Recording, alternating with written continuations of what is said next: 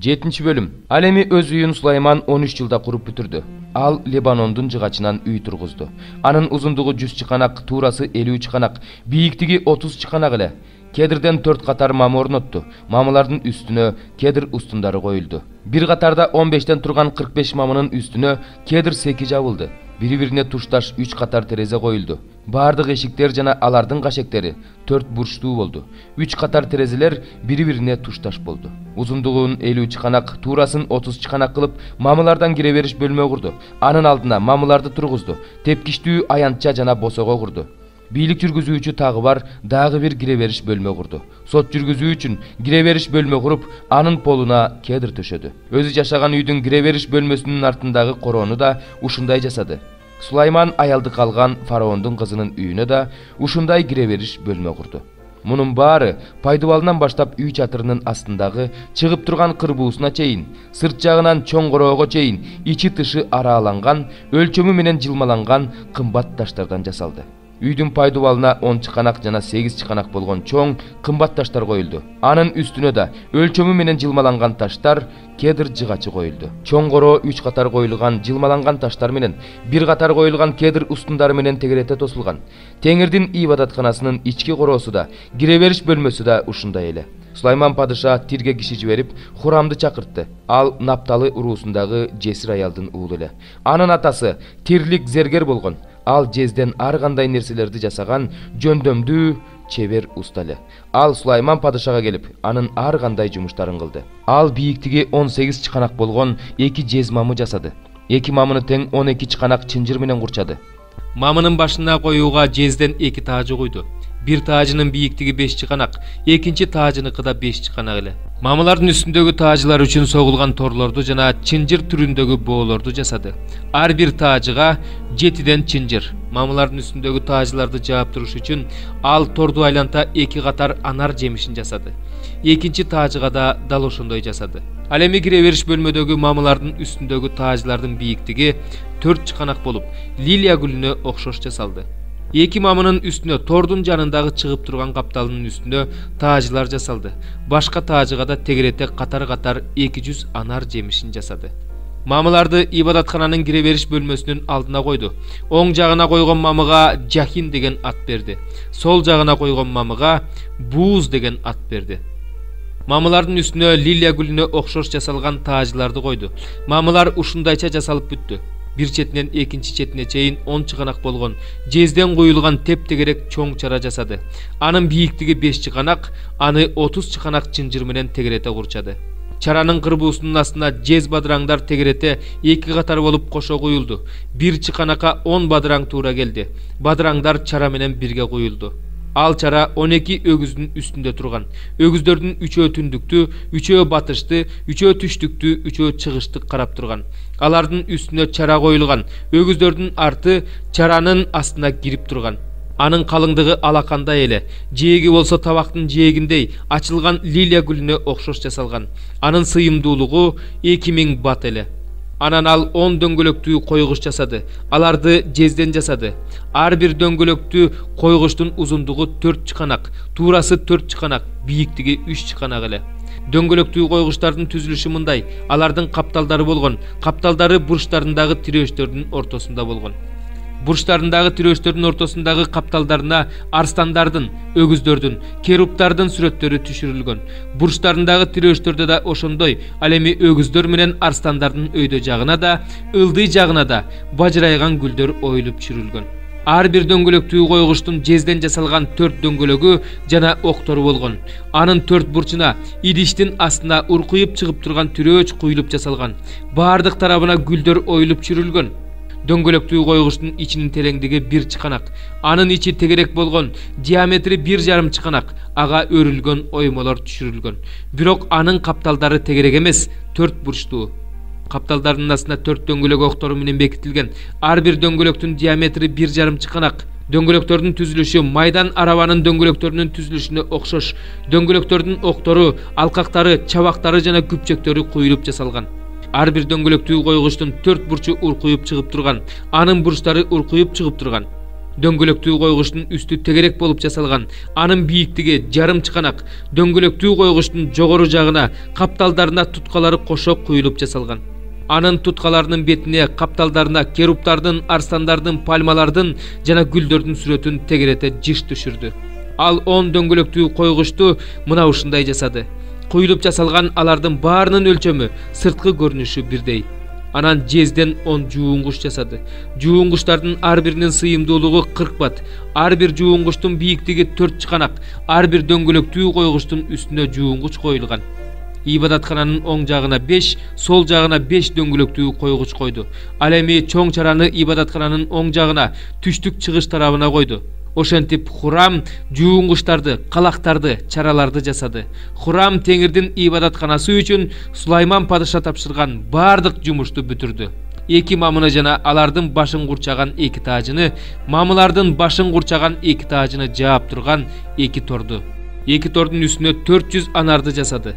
Анарлар торлордо эки катар болуп жайгаштырылган. Ал анарлар мамылардын башын курчаган эки таажыны жаап туруу үчүн жасалган. Анан ал 10 дөңгөлөктүү койгуч жасады. Ал дөңгөлөктүү койгучтардын үстүнө 10 жуунгуч жасады. Бир чоң чара жана анын астындагы 12 өгүздү. Казандарды, калактарды, чараларды жасады. Теңирдин ибадатканасы үчүн Сулайман падышага Хурам жасап берген бардык нерселер жылмаланып, жылтыратылган жезден эле. Падышаларды Иордандын жанында, Саретан менен Сукоттун ортосундагы чопо топурактуу жерде куйган. Анан Сулайман ушул нерселердин бардыгын өз ордуна койду. Алардын өтө көптүгүнөн жездин салмагы аныкталган жок. Сулайман Теңирдин ибадатканасындагы бардык буюмдарды жасады. Алтындан курмандык чалынуучу жай, нан курмандыктары коюлуучу үстөл, таза алтындан ибадаткананын арткы бөлмөсүнүн алдына, сол жагына жана оң жагына 5-5тен чырактан, алтындан чырактарды, гүлдөрдү, кычкачтарды, таза алтындан табактарды, бычактарды, чараларды, салгычтарды, жипар жыттуу зат түтөтүлүүчү идиштерди, алтындан ибадаткананын ички бөлмөсүнүн, ыйыктын ыйыгы бөлмөсүнүн эшиктеринин илгичтерин, ибадаткананын эшиктеринин илгичтерин жасады. Сулайман падыша Теңирдин ибадатканасы үчүн бардык жумуштарды мына ушундай бүтүрдү. Сулайман атасы Дөөттүн Теңирге арнаган алтын күмүштөрүн, буюмдарын алып келип, Теңирдин ибадатканасынын казыналарына тапшырды. 4 бөлүм. Ошентип Теңир үчүн туткун болгон мен силерден өтүнөмүн. Кудай тарабынан чакырылып алынганыңарга ылайык жашагыла. Бардык учурда момун, жоош жана чыдамдуу болгула. Бири-бириңерге сүйүү менен мамиле кылып көтөрүмдүү болгула. Рух биримдеген тынчтык байланышы аркылуу сактоого аракеттенгиле. Дене бирөө, рух бирөө. Чакырылып алынганыңарда бир үмүткө чакырылгансыңар. Теңир бирөө, ишеним бирөө, чөмүлдүрүү бирөө.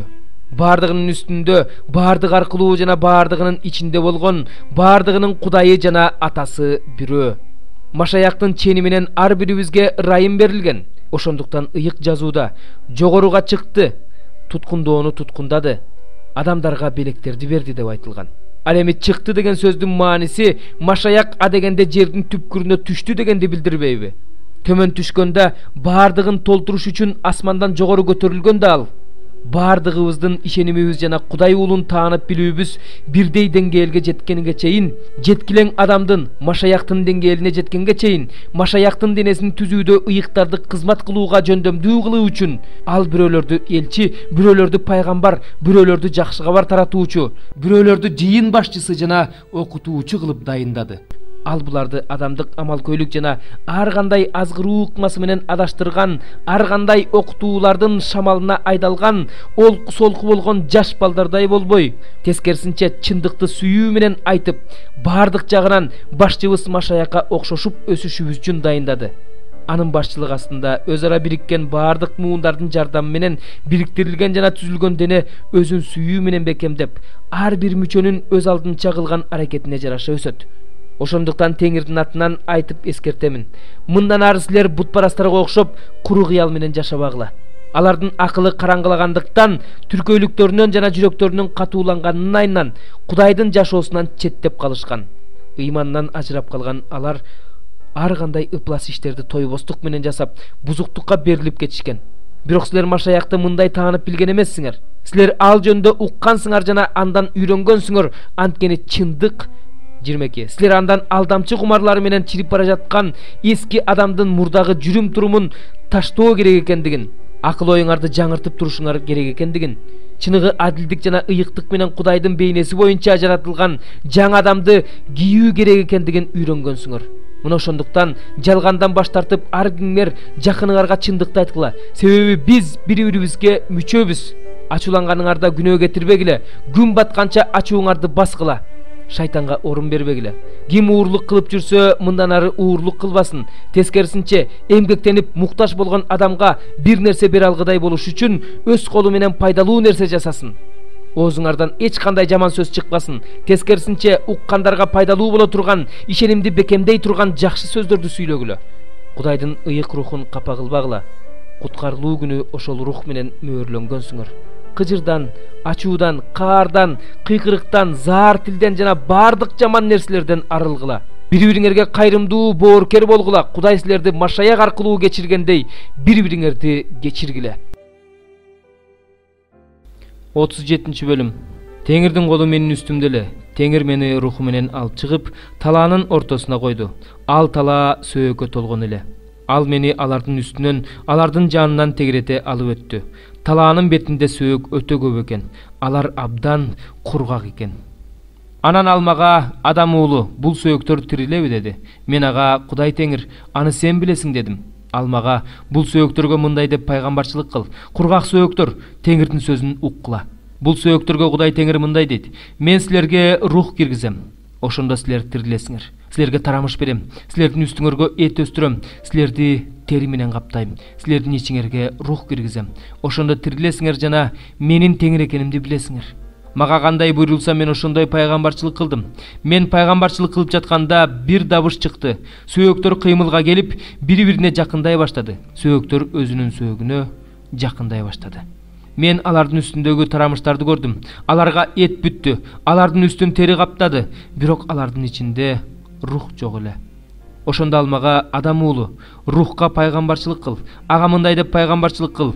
Кудай Теңир мындай дейт: Рух төрт тараптан кел, өлтүрүлгөн ушул адамдардын үстүнө үйлө, ошондо алар тирилишет" деди. Ал мага кандай буйруса мен ошондой пайгамбарчылык кылдым. Ошондо алардын ичине рух кирди, алар тирилип, буттарына турушту. Алар өтө чоң, сан жеткис аскерлер эле. Теңир мага мындай деди: "Адам уулу, бул сөөктөр бүт Исраил. Алар биздин сөөгүбүз куурап калды, үмүтүбүз жок болду. Биз түп тамырыбыз менен жулундук" деп жатышат. Ошондуктан пайгамбарчылык кылып аларга айт: "Кудай Теңир мындай дейт: Мына, мен силердин мүрзөлөрүңөрдү ачып, мүрзөлөрүңөрдөн алып чыгам, менин элим.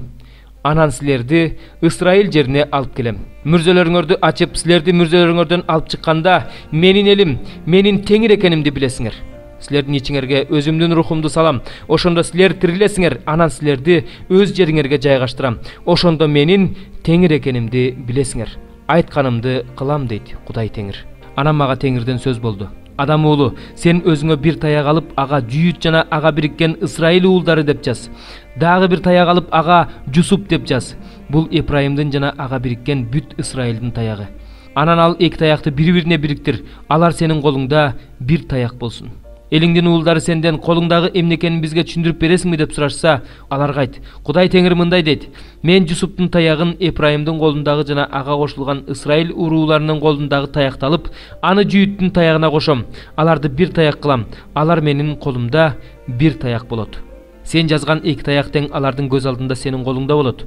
Аларга мындай де: Кудай Теңир мындай дейт: Мен Исраил уулдарын, алар кайсы элдердин арасында жашап жатышса, ошол элдердин арасына алып чыгам. Аларды ар тараптан жыйнап, өз жерине алып келем. Ушул жерде Исраил тоолорунун үстүндө мен аларды бир эл кылам. Алардын баарынын үстүнөн бир падыша падышачылык кылат. Алар мындан ары эки эл болбойт. Мындан ары эки падышачылыкка бөлүнбөйт. Мындан ары алар өздөрүнүн жасалма кудайлары менен, жийиркеништери менен, кылмыштары менен булгашпайт. Аларды кайсы жерлерде күнөө кылып жашашса, ошол жерлерден алып чыгам. Аларды тазалайм, ошондо алар менин элим болушат. Мен алардын Кудайы болом. Менин кулум Дөөт болсо, алардын үстүнөн падыша болот. Алардын баарына кайтаруучу болот. Ошондо алар менин мыйзамдар менен жүрүшөт. Менин буйруктарымды сакташат жана аткарышат. Алар өз кулум Жакыпка берген жерде, өздөрүнүн ата бабалары жашаган жерде жашашат. Алар өздөрү, алардын балдары жана алардын балдарынын балдары ошол жерде түбөлүккө жашашат.